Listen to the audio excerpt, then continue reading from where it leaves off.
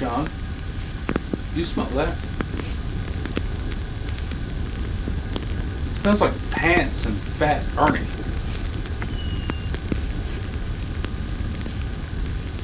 Oh God! Put me out! Put me out! Help me! Put me out! My biscuits are burning! Fire in the hatch!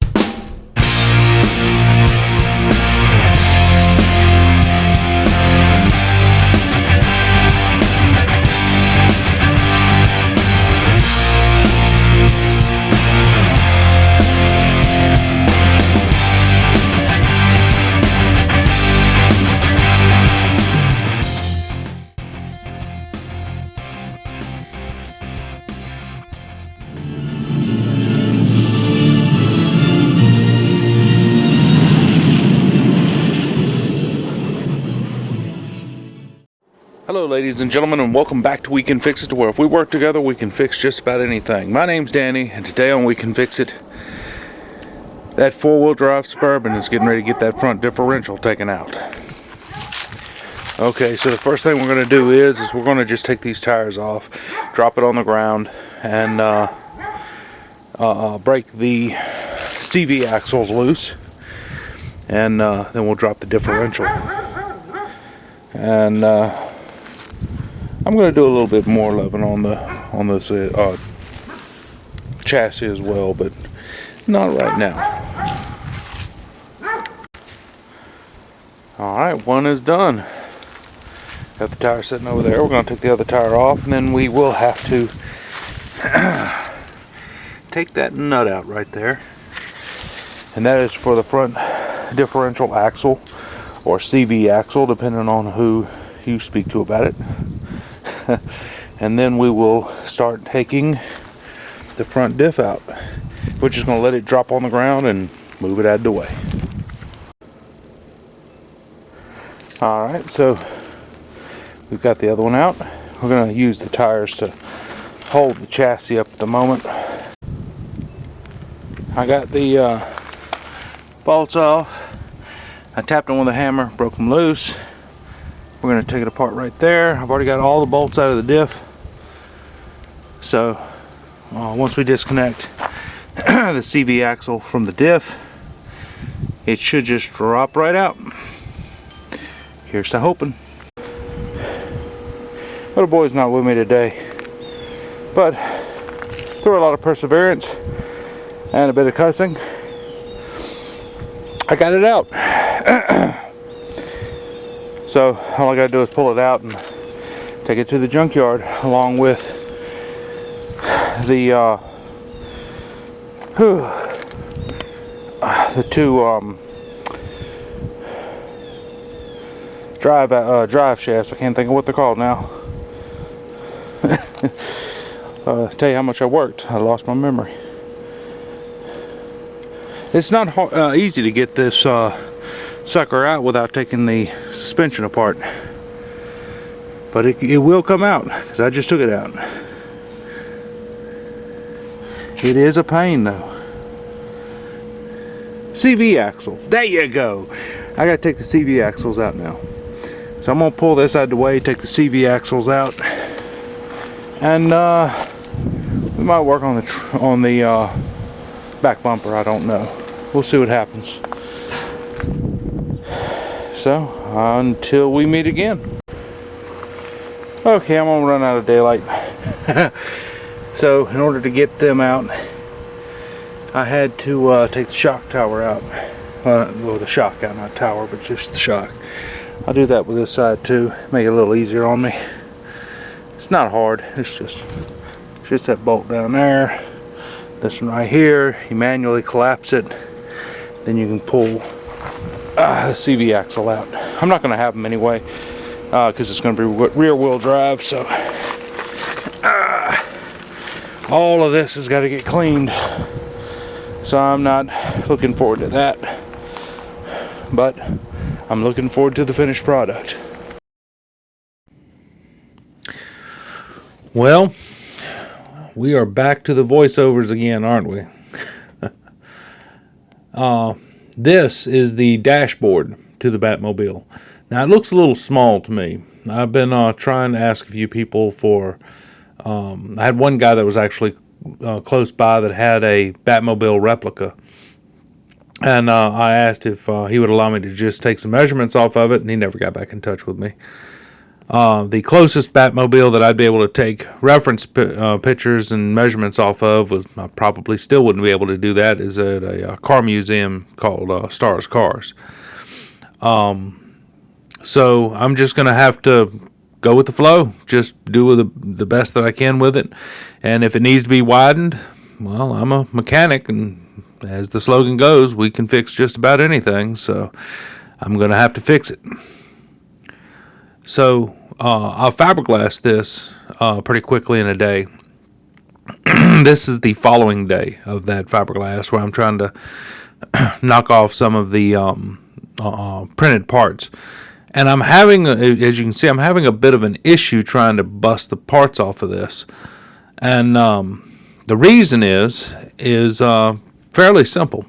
I don't know if you know anything about fiberglass or anything about working fiberglass, but what's happening here is the fiberglass is dry to the touch on the top, but on the bottom, it is still tacky. And I was impatient and wanted to get it completely torn apart, and I didn't get it completely torn apart because, I was impatient. But I did get about 3/4 of this plastic off, as you'll see. I did a test fit after after I got all of this fiberglass off. I really don't let the boy mess with too much for fiberglass. Mainly because you're not supposed to mess with fiberglass without gloves, because fiberglass will get in you just like a splinter will. And people are always scared about that. And it's something to keep in mind. You don't want to really mess with fiberglass without gloves, because it isn't just like one piece can get in your hand. This thing's like a porcupine. It can put a whole lot of fiberglass in you if you touch the wrong spot. And so, if you're going to be, how does the saying go? If you're going to be tough, you got to be, if you're going to be stupid, you got to be tough. There you go. And, I'm pretty stupid myself, so I'm really tough. But it comes apart fairly well. Them scratch marks you can see from the screwdriver, it's just me tapping the screwdriver under the parts just to kind of break them loose, so it'd be easier to pick up on them and take them off. Now the fiberglass, the plastic as well is very, very difficult when you go to pull it off of something as tacky as this. And I have had this plastic cut me before, so there is that chance that it will cut you. You can kind of see here I'm kind of massaging it around, trying to break it loose, and at the end here, and eventually I get all of it off without tearing any of the fiberglass. So, you just a little time and a little bit at a time, and you can see it's really, really flimsy. It's only one layer of fiberglass, so it's going to be really, really flimsy. I'm having a time trying to get this thing apart. It took most of the day that I come home to get this thing partially apart. And you can see here I'm getting near the end of this, and this is where it starts getting tedious, because I sit here for God knows how long trying to get this thing taken apart, and it just does not want to budge. It is being a complete pain in my tail. There's a raised spot that has louvers in it, and it's on the screen accurate car. And I'm not going to have it on mine. And if you look at some of the pictures of the reproductions, they do not have that the louvers on it, because it's an easy way for water and bugs and mess to get in it. So I figure that they do away with them louvers, which I don't see any reason to have the louvers myself. So when I did the print, I took some tape, as you can see there's the tape, and I covered the louvers up, and I done away with the louvers. Now, I can't really zoom in on this because the video is moving so fast at the moment. But it took me a while of just working around these corners just to get this sucker out without tearing this whole corner out, which I didn't need the corner anyway, because that corner is not going to be visible. It's going to be tucked up into the fender. So you'll never see that anyway, but I wanted to get it all off as one piece because I might need it.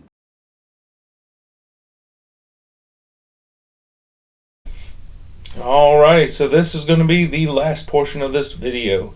This video is not that long because of the fact that it's starting to get cold weather. The time has changed, so we don't really have that much daylight in the day to work on stuff anymore. So the videos will go from 30 minutes probably down to around, I'm going to say 15 to 20 minutes. Hopefully we can make a 30-minute mark here and there. I like to keep my videos around 30 minutes just because I want to hopefully give you enough to look at. You can skip through it if you wish. You can that way you can kind of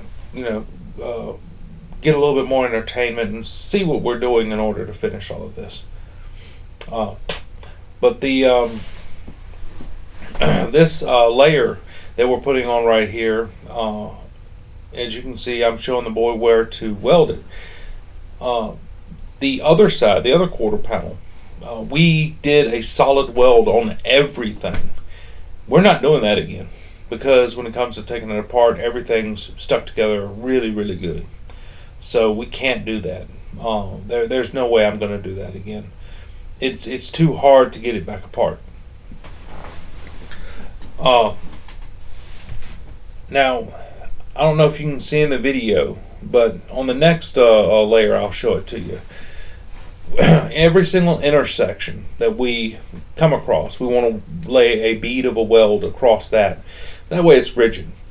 If you don't have it all welded, and just that little corner, I've noticed sometimes when I would break them off of the other quarter panel that it would try to break off and come off as one piece instead of trying to just break away. And hopefully with just doing what I'm talking about, which is spacing our welds out, hopefully it'll just break away and not try to break off as one piece. Now, here at the end of this portion of the video, we're going to leave out 2 pieces. And the reason we're leaving out 2 pieces is because we ran out of PLA. And I love using PLA to do this because it's pretty much a disposable material. And you're not completely drawn out of the bank to use PLA. 2 rolls of PLA for this Elegoo is, I think, $25. And 2 rolls of PLA can do exactly what I just did here easily.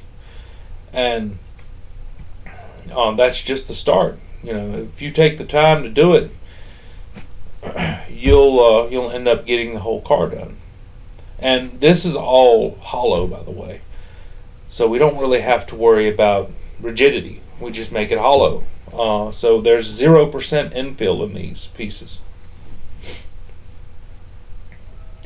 Now here's where the last 2 parts are going to go in. And I just want to let you know that these videos may shorten up a little bit. We might be looking at around a 15 to 20 minute. It might not always be 30-minute time frames on these videos for right now till summertime rolls back around, because I don't have a shop. I work outside. So we have the Batmobile, the Camaro, the Nova, the Blazer, a motorcycle that I don't think I've even introduced to the channel yet. 3D prints, aside from doing this 3D print. So we have a whole lot that's getting done, and it's just very, very difficult to get everything done within the amount of like 2 or 3 hours, because I get home at 3:30, and by the time 5:30 rolls around, it's dark. I gotta quit unless I have stuff to do inside, and then I have to find a light source good enough to videotape, because this camera that I have is not that good in lower light. But I'm going to change that. We're going to end up getting another camera and hopefully have better video for you guys. So right here, we're getting ready to install the very last part of the day once he finally gets done doing his welds on the inside. And here it is. Now, we have a few more videos coming up, and it is going to be within the next 2 to 3 videos. We're going to complete this quarter panel, all except the quote-unquote what I call the door down the side of the car. And I like doing that, including this quarter panel all as one piece like I did the other side, because it makes it a lot easier. You can lay down a long run of fiberglass, and you can be done with the first layer of fiberglass really quickly, and then you can let it cure for about a week or so, come back out, pop all the fiberglass out, and back it. So stick with us. We are getting ready to get this this whole back end of the car almost done. And once that happens, we're going to put it on the chassis, because I can't wait to do that. So if you like what you see and you want to see more, please like, comment, and subscribe. And just remember, if we work together, we can fix just about anything.